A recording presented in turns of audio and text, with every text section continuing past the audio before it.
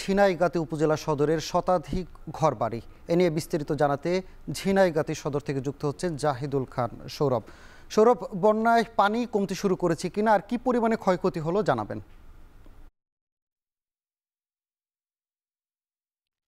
সানি ২০২৪-এর স্মরণকালের ভয়াবহ বন্যার পর কিন্তু নতুন করে আবারও সেই ক্ষতি পুষে না উঠতে কিন্তু আবারও বন্যার সম্মুখীন হয়েছে এই ঝিনাইগাতি উপজেলাবাসী।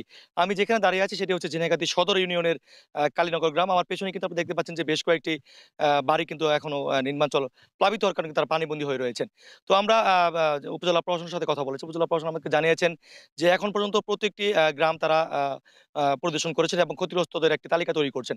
তবে আমরা দেখেছিলাম যে গতকালকে দুপুর ২টার পর থেকে এই ঝিনাইগাতি সদর বাজারের পাশ দিয়ে যে মহারশী নদী বয়ে গেছে, এই নদীর যে স্বরক্ষা বাঁধ রয়েছে, সেই বাঁধ কিন্তু ভেঙে এই নির্মাঞ্চলে পানি প্রবেশ করে এবং আমরা দেখেছি যে প্রায় ১০টিরও অধিক এই বাড়ি কিন্তু এই পানির তীব্র স্রোতে ভেসে গিয়েছে এবং প্রায় ২ জন নিখোঁজ হওয়ার পর আজকে সকালে কিন্তু স্থানীয়রা এই ২ জনের মরদেহ উদ্ধার করেছে। এবং আমরা কৃষি বিভাগের সাথে কথা বলেছিলাম। কৃষি বিভাগ আমাদেরকে জানিয়েছেন যে এখন পর্যন্ত প্রায় ১৫৬৫ হেক্টর এই সদ্য রোপণকৃত যে আমন ধানের চারা সেটি কিন্তু এই পানির নিচে তলিয়ে গেছে এবং আগাম শীতকালীন সবজি প্রায় ৮৫ হেক্টর জমির শীতকালীন সবজি কিন্তু এই পানির নিচে তলিয়ে গেছে। তো আমরা উপজেলা প্রশাসনের সাথে যে কথা বলেছিলাম, উপজেলা প্রশাসন আমাদেরকে জানিয়েছেন যে এখন পর্যন্ত পর্যাপ্ত পরিমাণ শুকনো খাবার রয়েছে এবং যদি সরকারি যদি কোনো বরাদ্দ পাওয়া যায় সেক্ষেত্রে ক্ষতিগ্রস্ত যে সকল বাড়িঘর রয়েছে তাদেরকে ঢেউটিন সহ নগদ যে টাকা সেটি কিন্তু বিতরণ করা হবে। তো আমরা দেখেছিলাম যে প্রায় অর্ধশতাধিক যে পুকুর এবং ঘেরের মাছ সেগুলো কিন্তু ভেসে গেছে। তবে স্থানীয়দের যে অভিযোগ স্থানীয়রা আমাদেরকে জানিয়েছে হয়ে থাকে। তারা বলছেন যে এই মহারথী নদীতে একটা স্থায়ী টেকসই কংক্রিটের একটি বেড়িবাঁধ দরকার। সেক্ষেত্রে কিন্তু পানি উন্নয়ন বোর্ড তাদের যে ঠিকাদার দিয়ে তারা অস্থায়ী যে বেড়িবাঁধ নির্মাণ করেছিল শুধুমাত্র জিও ব্যাগ দিয়ে, সেটি কিন্তু অপ্রতুল।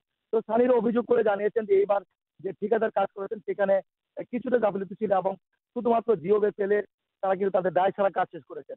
তো এই বিষয়ে আমরা পানি উন্নয়ন বোর্ডের সাথে কথা বলেছিলাম। পানি উন্নয়ন বোর্ড আমাদেরকে জানিয়েছেন যে তারা যতটুকু বরাদ্দ পেয়েছে সেই বরাদ্দকৃত টাকা দিয়ে কিন্তু তারা এই বাঁধ নির্মাণের কাজ তারা শেষ করে দিয়েছেন।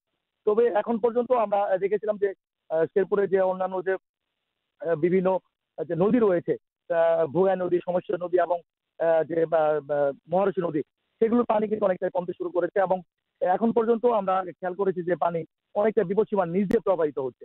তো আমরা উপজেলা প্রশাসনের সাথে কথা বলতে উপজেলা প্রশাসন আমাকে জানিয়েছেন যে বিশেষ করে যে সকল পানিবন্দী পরিবার এখন পর্যন্ত কষ্ট করছে তাদেরকে রেস্কিউ করার জন্য কিন্তু সেটা বেশি টিম এখন পর্যন্ত প্রস্তুত রয়েছে। তো এই ছিল সানি শেরপুর থেকে ঝিনাইগাতি যে আকস্মিক বন্যা তার সর্বশেষ চিত্র আমার কাছে। শেরপুরের ঝিনাইগাতি উপজেলার বন্যার খবর জানাচ্ছিলেন সহকর্মী জাহিদুল খান সৌরভ।